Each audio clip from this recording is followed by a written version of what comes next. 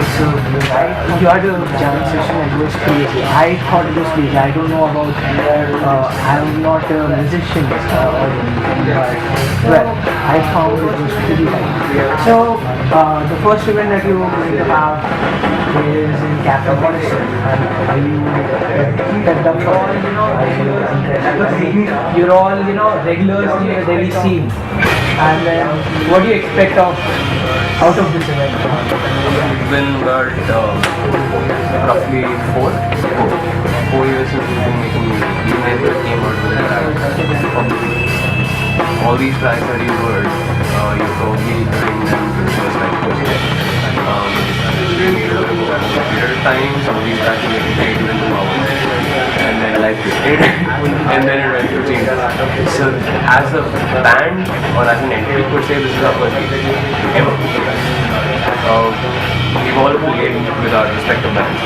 Played with Artillery, we've played with like Utopia and likes. We've played with his own set of bands. But as an entity, we've never really gone on stage to see how things turn out, or what can be is our material. Interesting enough to the rest of the world. Yeah, that is.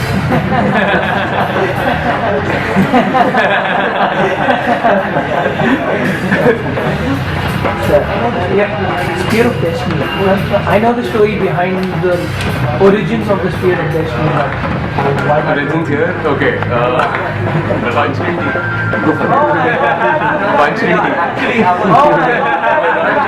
Actually, I was looking for a band name. Looking for a band name. I wanted publicity, and I came up with a name called Resurrection. But I've called it Demonic Resurrection. Really sorry. I'm kind of. I got pissed off. I got pissed off, and I got pissed off. Like my sister was watching Constantine that time, and got a dagger and scene comes. That's it. That's it. I called him. Nice name. We're back to normal. We're back to business. So your major influences? Varied, very varied. I mean, okay, my influences vary from an extremely wide spectrum because compared to him, I'm fairly new in the scene. He's been playing for a lot longer than I have. I think my only so-called claim to fame is playing with a band called Artillery. That's pretty much it. But having said that, I have influences that come from that style of music. I used to play with a rock and roll band. I from that way. I have played with White Straighter, played new metal, played punk, old school metal, classic rock.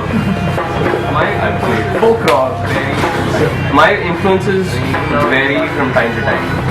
I mean, even now, if you ask me to pinpoint that what is my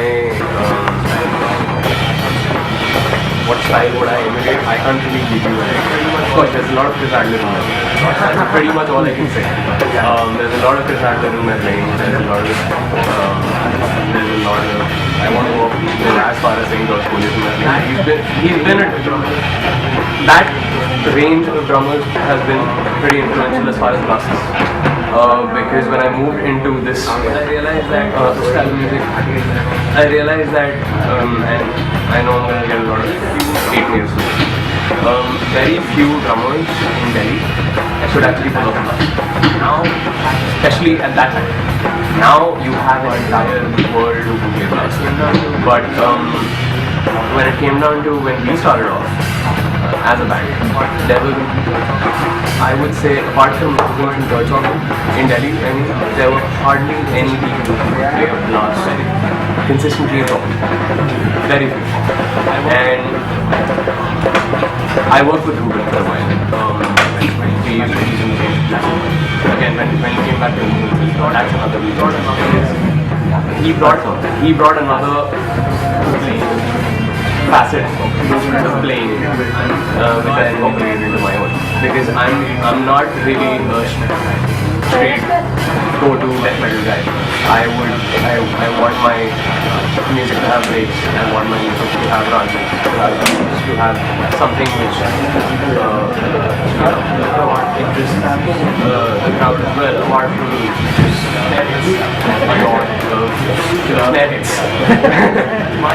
so yeah, that's my influence. And where we found a common point was essentially, like most people did, was Lamport. That time, mind you, that time, which again went on to right. We heard that, we were like, okay, we have to try this. Meshuggah was always there. We never tried playing it. We tried. We worked on it. I have a mental block, so whatever.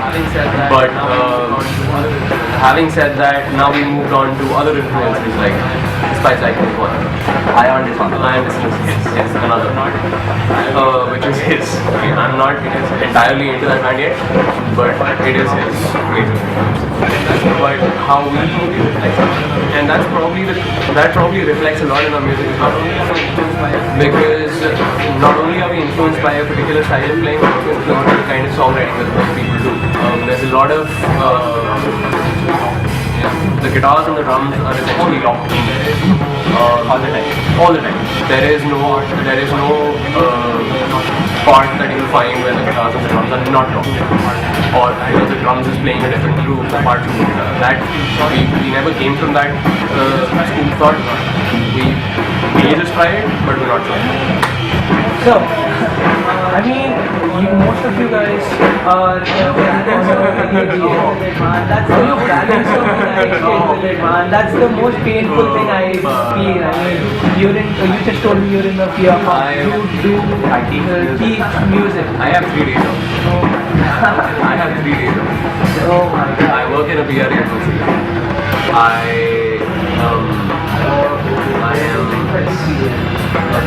would say an apprentice level getting master now, getting into it, not that good enough. So no fight. That and I teach music plus I keep taking up freelance lessons. So as far as I'm concerned, how do I make time for this is a question you should not ask me, because I'm probably gonna end up screaming my heart out. So that's these two. Basically, I chose teaching. I started with like Utopia in IT background. I work for ADB and I take position and because of my love for music, I just actually designed my job and come totally. That's why I chose teaching. That's why I chose teaching, so I get ample amount of time to practice with this guy. And my band mates. I know. My one folks just getting he doesn't. Okay, so another thing, the Delhi Sheet, the Indian Delhi Sheet. We have basic question, very cliched down. I like your views.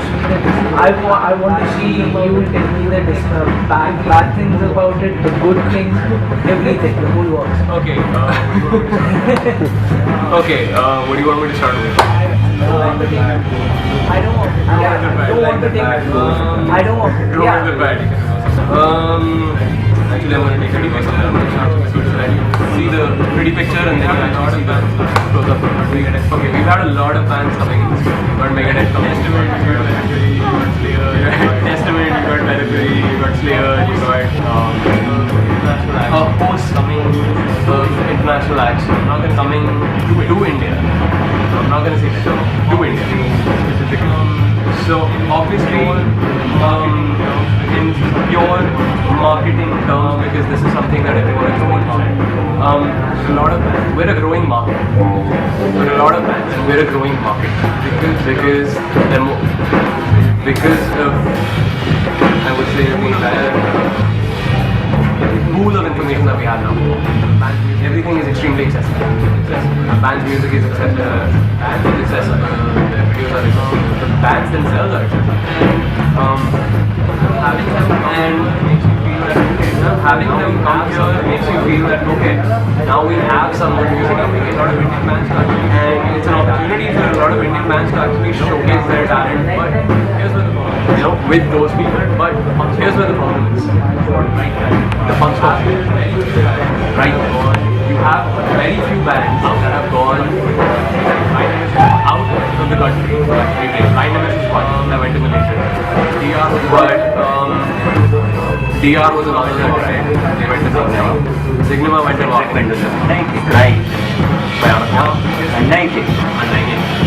Now, here's the catch. These are, I'm guessing, 10 bands. 1,000 out of roughly 1,000 in the country. And I'm being very good. I'm giving a rough estimate. These are excellent bands. The other bands are not that does not mean that the other bands are not that good. They were just at the right. I won't say they were just at the right. They were just at the right. I won't say they were just at the right shows. Right? Like they also put in a lot of effort. These bands that we're talking shows. All of these bands that we're talking about are up there, literally up there. And I have been lucky enough to share the stage with a lot of them, and I see the point as to why they have been able to reach there. But the kind of effort they had to put in to even reach there, and I'm not talking about as far as music is concerned, but even fighting for their own visas. DR was denied their visa for a concert. Even for a concert, yeah. Very recently it happened. Yeah. And even with all these good things happening, you don't really have a focus on Indian bands per se. You don't have a Roadrunner coming to India and hiring for music by taking passion on the Basic Records just took up Sky Harbor, which is good, which is great. Basic Records is, I would say, a mid-level record label compared to a Roadrunner. Very basic facts again. I know a lot of people would hate this, but again, it's true, I guess. I mean, facts are facts. You can't deny it. Exactly. So you've got an undying INC which deserves a Roadrunner label. You've got a Banana Corn which also deserves, a high-end label, even a metal plate for that matter. But none of these bands are actually getting there. You think Problem is in a lot of factors. Actually, see, first thing is when we play here, and I think the problem starts here. A lot of the bands that play here, even though they're trying to be consistent, they're trying to get gigs on their own. No one's actually coming up to them and asking them. And even if they're asking them to play, there are X number of negotiations, processes. We want it this way. We want it this way, we want it this way, could you do it this way, could you adjust, could you case in point? I mean, case in point, and we just have this layered and something as simple as giving the artists food was denied to them because the organizer just picked up the hand and said, I'm not giving it anyone. Our fault. We obviously our fault. We based it on common sense. But seeing something like this, you actually feel that okay, you have to treat everyone like an idiot, right? And keep everything in writing. Your contracts need to be there. That's one problem. The second problem is you've got zero sponsors. I mean, there are bands that have brilliant albums, but they're not selling because they don't have a solid sponsor behind them. Aggressive World Dynasty sold X copies, but was never really Eradified was a free to download album because we didn't have a sponsor. And so many other factors that a band is putting in. Mostly the investment that a band is putting in, the band is putting in. They probably don't even earn that much. A lot of these factors, right? So a lot of these factors, I would say, even though the scene is growing, it's a snail pace. Something that could have grown probably 10 times more had people actually opened their eyes and seen, okay, this is actually a growing market. And if you treat it like a growing market, you have a number of people